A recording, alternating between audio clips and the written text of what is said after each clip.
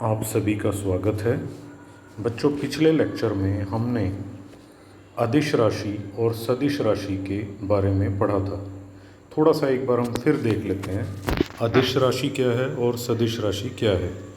तो हम ये जानते हैं अदिश राशि एक ऐसी राशि है जो केवल अंकीय मान द्वारा प्रदर्शित करते हैं। अंकीय मान द्वारा प्रदर्शित करने का मतलब क्या हुआ कि इनमें सिर्फ और सिर्फ वैल्यू होती है, या यूँ कह लो अंकीय मान होता है, जिनमें सिर्फ हम ये लिखते हैं। जैसे मैं ये लिखूं कि मैं ये लिखता हूँ दूरी बराबर 10 किलोमीटर, तो यहाँ पर ये जो 10 है ये क्या है, अंकीय मान है। तो हम इसको 10 किलोमीटर लिख देंगे, और ये किस दिशा में 10 किलोमीटर है इससे हमारा कोई मतलब नहीं है। तो ऐसी राशियाँ जिसमें हमें दिशा को बताने की ज़रूरत नहीं होती उन्हें हम अदिश राशियाँ कहते हैं। दूरी और गति इसी श्रेणी में आते हैं। इसी प्रकार सदिश राशि हमने की थी। सदिश राशियाँ ऐसी राशियाँ हैं, नाम से ही पता लग रहा है सदिश। सदिश का मतलब जिसके अंदर क्या हो, दिशा हो। परिमाण अंकीय मान तो हो गई होगा, लेकिन उसके साथ साथ क्या हो, दिशा भी हो। तो ऐसी राशियों को हम क्या बोलते हैं, सदिश राशि। यानी ऐसी राशियाँ जिनको प्रदर्शित करने के लिए दिशा और अंकीय मान दोनों की ज़रूरत पड़ती हो, उसे हम क्या बोलते हैं, सदिश राशि। उदाहरण के लिए बल है, विस्थापन, वेग, त्वरण आदि। तो ये हम काम पहले कर चुके हैं। उसके बाद जो अगला इम्पोर्टेंट आर्टिकल आता है दूरी। इसमें भी तुम्हें ज़्यादा कुछ मुश्किल नहीं लगेगा। दूरी का अर्थ यहाँ पर क्या है। दूरी, जैसे तुमसे ये पूछा जाए कि तुम्हारे घर से लेकर स्कूल तक की कितनी दूरी है, तो तुम बता दोगे कि मेरे घर से स्कूल तक की दूरी 4 किलोमीटर है। तो 4 किलोमीटर में कैसे होगा कि वो किसी भी तरीके से हो सकता है। कोई मोड़ होगा रास्ते में, कोई गली होगी, तो तोड़ मोड़ के क्या होगा, हमारा घर से लेकर स्कूल के रास्ते की कुल जो लंबाई है उसी को हम क्या बोल देंगे कि भाई ये मेरे घर से लेकर स्कूल तक की दूरी है।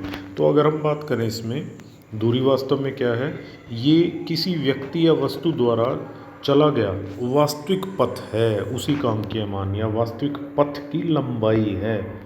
वास्तविक पथ की लंबाई, असली रास्ता जो तय किया गया है, जिस पर व्यक्ति चला है, वही यहाँ पर क्या है, दूरी है। उदाहरण के लिए हम देखते हैं, जिस तरह से पहला उदाहरण देख सकते हो, इसमें दिखाया गया है जब वस्तु O से B तक चलती है, O से B, यानी कि ये बिंदु O है, ये बिंदु B है, और वो A से होकर जाता है।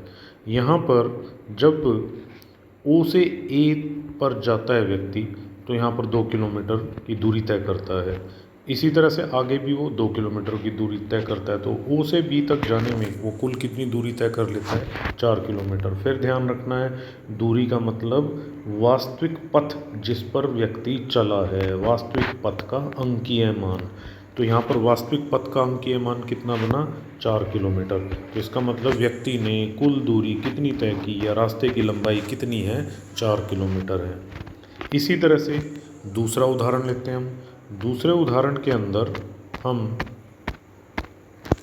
जब वस्तु O से B तक वह वापस A पर आकर रुकती है, O से B तक जाती है वस्तु, पहले O से B तक गई वस्तु, उसके बाद फिर क्या होता है, इसके अंदर एक और बात हुई कि B से वस्तु वापस कहाँ पर आ जाती है, A पर आ जाती है। तो इसमें तुम देख सकते हो कि कुल कितनी रास्ते की लंबाई बनी, 2 किलोमीटर, फिर 2 किलोमीटर, और फिर 2 किलोमीटर, कुल कितना हो जाएगा यहाँ पर, 6 किलोमीटर। इसका मतलब वास्तविक रास्ते की लंबाई यहाँ पर कितनी हो गई, यानी दूरी कितनी हो गई, 6 किलोमीटर हो गई। उसके बाद अगले उदाहरण पर हम चलते हैं। अगले उदाहरण में यहाँ पर क्या है, देखो, अब हमने रास्ता गोल ले लिया, यानी कि हमने क्या किया, जब वस्तु 7 सेंटीमीटर त्रिज्या वाले वृत्त में A से चलकर दोबारा A पर आ जाती है, यानी कि वस्तु या व्यक्ति A बिंदु से चलता है, घूम फिर करके दोबारा वहीं पर आ जाता है। जैसे कि तुम देख सकते हो स्टेडियम में रेसिंग ट्रैक होता है, वो क्या होता है, गोल होता है या फिर ओवल होता है। तो उसमें क्या होता है, व्यक्ति जहाँ से चलता है घूम फिर करके वहीं पर आ सकता है। तो यहाँ पर अगर तुमसे कोई कहे कि यहाँ पर कुल दूरी कितनी चली गई है, तो हम क्या कहेंगे, ये क्या है, वृत्त की परिधि है। तो वृत्त की परिधि का सूत्र हमने गणित में पढ़ा हुआ है। वृत्त की परिधि कितना होता है, यहाँ पर होता है 2πr। तो यहाँ पर हम क्या कहेंगे, व्यक्ति जो कुल दूरी यहाँ पर चलेगा वो यहाँ पर इस वृत्त की परिधि के बराबर है। और वृत्त की परिधि क्या है, दूरी, वो किससे हम प्रदर्शित करते हैं, 2πr से। 2 पाई का मान हम सबको पता है बच्चों 2 22/7 होता है। और आर यहाँ पर कितना बताएगा इस उदाहरण में 7 सेंटीमीटर। तो आर का मान 7 सेंटीमीटर इसमें जब रख देंगे तो इसको सॉल्व करेंगे तो कुल कितना आ जाएगा 44 सेंटीमीटर। तो यहाँ वृत्त की परिधि कितनी है 44 सेंटीमीटर और व्यक्ति द्वारा तय की गई दूरी कितनी है 44 सेंटीमीटर। तो ए से चलकर जो बंदा है दोबारा कहाँ पर आ जाता है ए पर, और कुल दूरी जो तय की गई वो कितनी हो गई इसके अंदर 44 सेंटीमीटर हो गई। उसके बाद फिर नेक्स्ट आता है कि दूरी का मात्रक क्या है। दूरी का मात्रक वैसे तो क्या है मीटर, मीटर में हम मापते हैं कि कितना मीटर है, लेकिन कई बार क्या होता है बहुत बड़ी दूरी मापते हैं, वो हम किस में मापते हैं किलोमीटर में। जैसे मैंने बताया कि तुम्हारे घर से लेकर स्कूल तक की दूरी अगर 4 किलोमीटर है तो हमने किलोमीटर मात्रक प्रयोग किया, क्योंकि दूरी 4 किलोमीटर तुम्हारा घर से स्कूल तक बहुत दूर है। लेकिन मान लो हम ये कह देते हैं कि तुम्हारे जो कक्षा है उस कक्षा की लंबाई कितनी है, तो वो कक्षा की लंबाई हम किस में मापते हैं मीटर में ही माप लेंगे, तब किलोमीटर नहीं, क्योंकि किलोमीटर क्या हो जाएगा एक बड़ा मात्रक है तो हम मीटर में मापेंगे। लेकिन मान लो अगर तुम्हें बहुत छोटी दूरी मापनी हो, बहुत छोटी दूरी हम किस में मापते हैं मिलीमीटर में। मिलीमीटर बहुत ही छोटी दूरी, जैसे मैं ये कहूँ कि हम जो मोबाइल फ़ोन यूज़ कर रहे हैं उसकी मोटाई कितनी है 5 या 6 मिलीमीटर है, तो वो जो मोटाई है यानी कि वो जो दूरी है स्क्रीन और बैक कवर के बीच में, या ये पूरी जो दूरी है स्क्रीन और बैक कवर के बीच में वो कितनी है 5 या 6 मिलीमीटर। तो हमने छोटा मात्रक यहाँ पर यूज़ कर लिया है, सभी ये मात्रक दूरी के ही। तो अगर कोई तुमसे ये पूछता है कि दूरी का मात्रक क्या है, तब तुमने एक ही बात कहनी कि दूरी का मात्रक क्या है मीटर है। लेकिन वो पूछे कि क्या सेंटीमीटर हो सकता है, हाँ हो सकता है। क्या किलोमीटर हो सकता है, हाँ वो भी हो सकता है। लेकिन किलोमीटर किसके लिए है बड़ी बड़ी दूरियों के लिए। क्या मिलीमीटर हो सकता है, हाँ वो भी हो सकता है। वो किसके लिए है बड़ी कम दूरियों के लिए है। ठीक है। उसके बाद हमें ये कुछ पता होना चाहिए कि 1 किलोमीटर कितने मीटर के बाद बराबर होता है। तो तुम्हें पता है कि जो किलो शब्द है उसका मतलब ही कितना होता है, किलो का मतलब ही कितना होता है 1000। तो यहाँ पर क्या होगा 1 किलोमीटर का मतलब 1000 मीटर, 1 मीटर का मतलब कितना होता है 100 सेंटीमीटर। तो तुम ये बात यहाँ पर याद रखोगे। उसके बाद हम ये भी बात कर लेते हैं कि जो दूरी है वो सदिश राशि है कि अदिश राशि है। तो देख सकते हो यहाँ पर बताया गया ये क्या है अदिश राशि। अदिश राशि का मतलब कि हमें इसमें दिशा से कोई लेना देना नहीं है या दिशा का कोई मतलब नहीं है। बस हमने क्या करना है जिस वास्तविक पथ पर व्यक्ति चला है बस उसकी हम उस वास्तविक पथ की लंबाई माप लेंगे, वही क्या होगी दूरी। तो तुम्हें ये याद रखना है दूरी का मतलब क्या है वास्तविक पथ की लंबाई। दूरी का मतलब क्या है वास्तविक पथ की लंबाई। अब हम आगे चलते हैं। दूसरा जो ये आर्टिकल आता है वो नेक्स्ट आता है विस्थापन। विस्थापन में अच्छे अच्छे बच्चे कंफ्यूज रहते हैं, और विस्थापन में अगर हम देखेंगे जिसे इंग्लिश में डिस्प्लेसमेंट कहते हैं, डिस्प्लेसमेंट में इवन 11th क्लास के 12th क्लास के जो साइंस के स्टूडेंट है वो भी कई बार इसको बता पाने में सक्षम नहीं होते। तो इसको ध्यान से देखना, बिल्कुल आसान बात है, बस इस बात की या इस परिभाषा की एक बारीक बात को समझना है। विस्थापन, विस्थापन का मतलब यहाँ पर क्या होता है कि जब कोई वस्तु किसी प्रारंभिक स्थिति से चले और अंतिम स्थिति तक पहुँच जाए, और उस प्रारंभिक स्थिति और अंतिम स्थिति के बीच की जो न्यूनतम दूरी है उसी को हम क्या बोलते हैं विस्थापन नाम देते हैं, न्यूनतम दूरी। बस ये बच्चों अगर तुम याद रखोगे तो कभी भी विस्थापन के अंदर मार नहीं खाओगे। विस्थापन क्या है न्यूनतम दूरी। न्यूनतम दूरी क्या होती है कम से कम दूरी। अब तुमसे मैं यही पूछ लूँ अगर कि मेरे पास ये 2 बिंदु हैं, एक बिंदु ये हो गया एक बिंदु ये हो गया, और मैं इस तरह से इसके अंदर मैं इस तरह से एक पथ बना देता हूँ। मान लो कोई व्यक्ति ऐसे जाकर और ऐसे पहुँचा, रास्ता ही ऐसा है मान लो, वास्तविक पथ इस तरह से है। तो ये वास्तविक पथ जो हरे रंग से दिखाया गया है ये तो क्या है दूरी है। इसकी लंबाई माप लो, हरे हरे रास्ते की दूरी बन जाएगी, वो उसकी लंबाई माप लो वो दूरी बन जाएगी। लेकिन अगर हम ये कहें कि इन दोनों जो गुलाबी बिंदु दिखाए गए हैं इनके अंदर विस्थापन कितना है, तब विस्थापन का मतलब मैंने बताया कि वो क्या है यहाँ पर न्यूनतम दूरी। और न्यूनतम दूरी कब निकाली जा सकती है इन दोनों बिंदुओं के बीच में, जब हम यहाँ पर अंतिम बिंदु और प्रारंभिक बिंदु के को एक सीधी रेखा से जोड़ दें। ये सीधी रेखा क्या बनेगी यहाँ पर, न्यूनतम दूरी बनेगी, और यही यहाँ पर क्या है, विस्थापन है। तो विस्थापन में तुम्हें ये ध्यान रखना है कि जो हमारा यहाँ पर अंतिम बिंदु है, जो हमारा प्रारंभिक बिंदु है, इस अंतिम बिंदु को प्रारंभिक बिंदु से न्यूनतम दूरी यानी कि सीधी रेखा से जोड़ दे तो हमारे पास क्या आ जाएगा, विस्थापन आ जाएगा। तो अब मैं ये कह सकता हूँ कि जो इस चित्र में लाल रंग से जो हमने लाइन दिखाई है ये विस्थापन है, जबकि यहाँ पर हरे रंग से जो हमने ये रास्ता दिखाया हुआ है ये क्या है, यहाँ पर दूरी है। तो तुम देख सकते हो दूरी यहाँ पर अधिक बड़ी है और विस्थापन यहाँ पर क्या है, छोटा है। तो मैंने ये एक उदाहरण दिया, आगे अभी हम और उदाहरण भी लेंगे। और उदाहरण में चलते हैं, और उदाहरण देखो ये। अब हम यहाँ चलते हैं। पहला उदाहरण, जब वस्तु O से चलकर B तक जाती है तो विस्थापन कितना, ये O प्रारंभिक बिंदु है, ये B अंतिम बिंदु है। वस्तु कैसे चलती है, सीधी सीधी जाती है, पहले O से A तक जाती है, उसके बाद A से B पर चली जाती है। तो यहाँ पर अगर हम देखें B तो क्या हो गया, अंतिम बिंदु, O क्या हो गया, प्रारंभिक बिंदु। इन दोनों के बीच की न्यूनतम दूरी, परिभाषा क्या कहती है कि हमें क्या लेनी है, न्यूनतम दूरी, और न्यूनतम दूरी क्या हो जाएगी इन दोनों के बीच की, ये सीधी रेखा। और ये कितनी बनेगी, 4 किलोमीटर, 2 किलोमीटर, 2 किलोमीटर बराबर क्या आ जाएगा, 4 किलोमीटर आ जाएगा। ठीक है, उसके बाद फिर हम चलते हैं अगले उदाहरण पर। अगले उदाहरण में अगर हम देखें, हमने क्या लिया, जब वस्तु O से चलकर B से वापस आकर A पर रुकती हो तो विस्थापन कितना। चलो देखते हैं हम यहाँ पर एक बार। इस उदाहरण में क्या कहा गया है, इस उदाहरण में ये कहा गया है कि जब वस्तु O से चलती है, O से चला देते हैं हम, B तक जाती है, O से B तक गई, फिर B पर रुकती नहीं है, B से फिर वो वस्तु क्या आ जाती है, वापस A पर आ जाती है। तो यहाँ पर अंतिम बिंदु क्या हुआ, A, और प्रारंभिक बिंदु क्या हुआ, O। और हमें पता है विस्थापन का मतलब क्या है, न्यूनतम दूरी।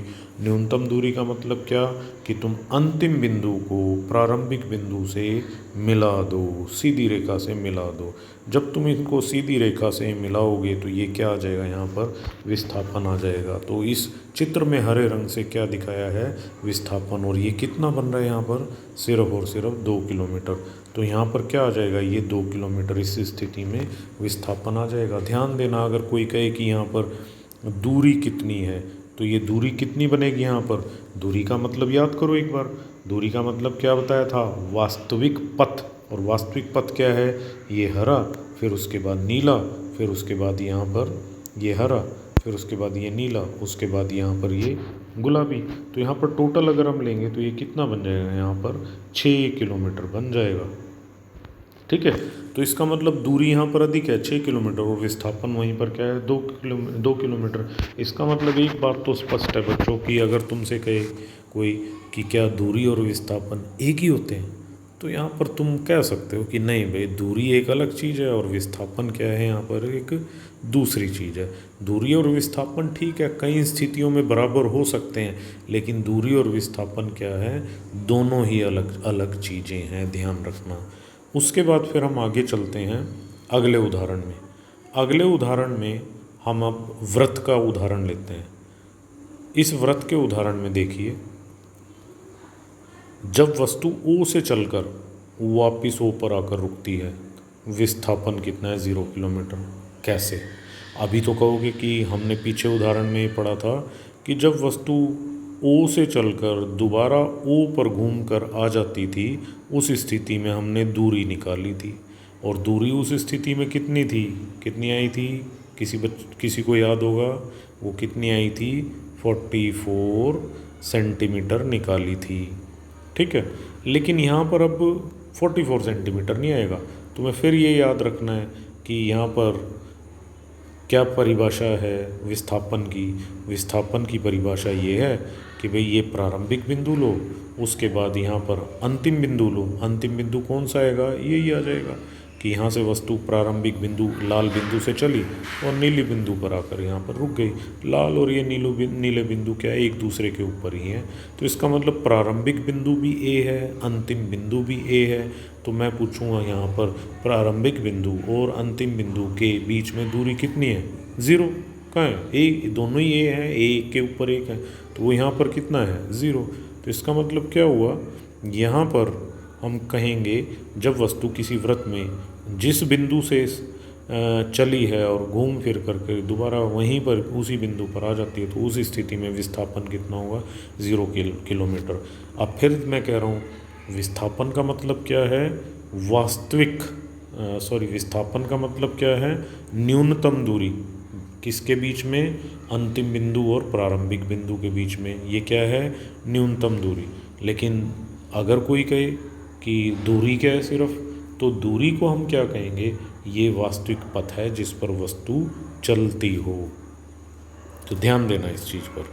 अब उसके बाद हम आगे चलते हैं और उसको करते हैं कि यहाँ पर जब वस्तु घूमते हुए ए से चलकर पुनः ए पर आ जाते हैं, तब यहाँ पर विस्थापन क्या आ जाएगा, 0 किलोमीटर आ जाएगा। जो अभी मैंने यहाँ पर बताया है, ओ से चलकर वस्तु ओ पर आ गई है। यहाँ पर हम इसको थोड़ा सा एक बार फिर दोबारा देख लेते हैं। मैं ये उदाहरण फिर बता दूँ, हमने ये तो कर लिया, ए से चलकर वस्तु ए पर जब दोबारा आ जाती है तब तो विस्थापन कितना है, 0 किलोमीटर है ही। लेकिन अभी जो एक उदाहरण हमने किया था उसको एक बार फिर देखो। जब वस्तु ओ से चलती है, जब वस्तु ओ से चलकर दोबारा ओ पर आ जाती है, यानी कि ये उदाहरण, तो इसको भी देखो, जब वस्तु ओ से चलती है, सीधी गई, उसके बाद घूम फिर करके दोबारा वहीं पर आ गई, तो साफ बात है बच्चों कि प्रारंभिक बिंदु और अंतिम बिंदु क्या है, वही एक ही बिंदु है। तो उन दोनों बिंदुओं के बीच में दूरी कितनी है, 0। तो यहाँ पर उस स्थिति में भी जो विस्थापन बनेगा वो कितना बनेगा, 0 ही बनेगा। उसके बाद फिर विस्थापन का अगर हम लें कि मात्रक क्या है, मात्रक इसका भी क्या है, मीटर ही है। बस ये क्या है, सदिश राशि है। तो बच्चों अच्छी तरह से ध्यान रखना कि दूरी और विस्थापन की अगर हम बात करें तो दूरी और विस्थापन में अगर अंतर लेते हैं तो वो एक तो किसका आता है, दिशा का, और दूसरा एक जो अंतर आता है वो किस चीज़ का है, उनकी परिभाषा का। यानी कि दूरी तो क्या है, वास्तविक पथ है, और जो विस्थापन है वो क्या है, अंतिम बिंदु और प्रारंभिक बिंदु के बीच की न्यूनतम दूरी है।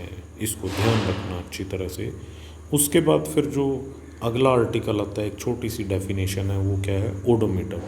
ओडोमीटर का मतलब तुमने देखा होगा कि जो हमारी बाइक होती हैं या जितनी भी गाड़ियाँ होती हैं, उनकी हेडलाइट के ऊपर एक मीटर बना रहता है, एक इस तरह का मीटर बना रहता है, ऐसे करके इस तरह से, और यहाँ पर एक इस तरह से खाने बने होते हैं, और इस खाने में लिखा होता है कि ये बाइक कितनी चल चुकी है। ऐसा लिखा होता है कि 2000 किलोमीटर, 5000 किलोमीटर। तो ये जो यहाँ पर मैंने दिखाया है, ये यहाँ पर क्या है, ओडोमीटर है। ये जो अंदर यहाँ पर मैंने बनाया है ऐसे, जिसके अंदर दूरी लिखी होती है, ओडोमीटर। तो ओडोमीटर इसमें वास्तव में बताता क्या है कि जिस दिन ये बाइक खरीदी गई थी या ये गाड़ी खरीदी गई थी, उस दिन से आज तक ये कितनी दूरी तय कर चुकी है, उसी को ओडोमीटर कहते हैं। तो ओडोमीटर क्या हो गया, एक तरह का यंत्र हो गया। वो यंत्र किस चीज़ का हो गया, जो ये बता देता है कि यह वाहन शुरू से, यानी कि जब ये बना था या रोड पर आया था या जब हमने ख़रीदा था, उस दिन से आज तक उसने कुल कितनी दूरी तय की है, वो कौन बताता है वाहनों के अंदर, ओडोमीटर। सभी वाहनों में ये लगा रहता है। साथ के साथ यहाँ पर एक छोटी सी बात और भी हम कर लेते हैं कि ये भी मीटर बना होता है किस तरह से, जिसमें सुई लगी रहती है इस तरह से, और ये सुई यहाँ पर क्या बताती है कि बाइक की चाल बताती है कि ये 20 किलोमीटर पर आवर से चल रही है या 40 से चल रही है। ठीक है, तो ये आएगा, इसको हम क्या बोलते हैं, स्पीडोमीटर बोलते हैं, जो वस्तु की या वाहन की चाल बता देते हैं, स्पीड बता देते हैं। उसके बाद फिर अगला आर्टिकल आता है, वो है एक समान गति या समान गति। एक समान या समान गति क्या है, जो गति एक जैसी हो उसको हम क्या बोल रहे हैं, एक समान गति। लेकिन इसको जब हम परिभाषित करें तो हम क्या कहेंगे कि कोई भी वस्तु जब समान समय अंतरालों में, समान समय अंतरालों का मतलब समान जो समय है उनके टुकड़े अगर हम ले लेते हैं, अंतरालों को ले लेते हैं, उनमें अगर वस्तु समान दूरी तय कर रही है तो एक समान गति है। उदाहरण हम देखते हैं, जैसे हम नीचे दिए गए उदाहरण को देखते हैं और इसमें हम देखते हैं कि वस्तु का प्रारंभिक बिंदु क्या है, ओ से चलकर पहले ए पर गई वस्तु, फिर बी पर गई और उसके बाद सी पर गई। ओ से ए तक चलने में उसने कुल समय कितना लिया, 1 सेकंड। ए से बी तक चलने में भी उसने 1 सेकंड लिया और बी से सी तक चलने में भी उसने कितना लिया, 1 सेकंड। यानी कि समान समय अंतराल बन गई है। समय अंतराल क्या है यहाँ पर, बिल्कुल एक समान है।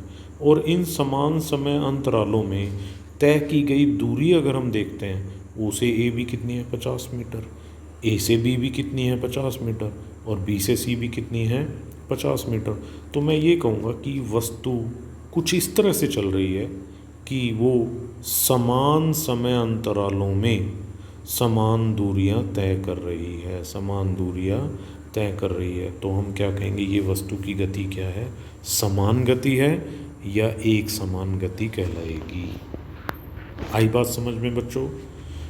इसके हम उदाहरण लें, अगर हम जब कभी कोई खाली सड़क होती है उस पर हम बाइक चलाएं या कार चलाएं तो उसमें हम स्पीड पूरी कर देते हैं, चाल पूरी कर देते हैं और मान लो वो हमने कितनी कर दी, 80 कर दी।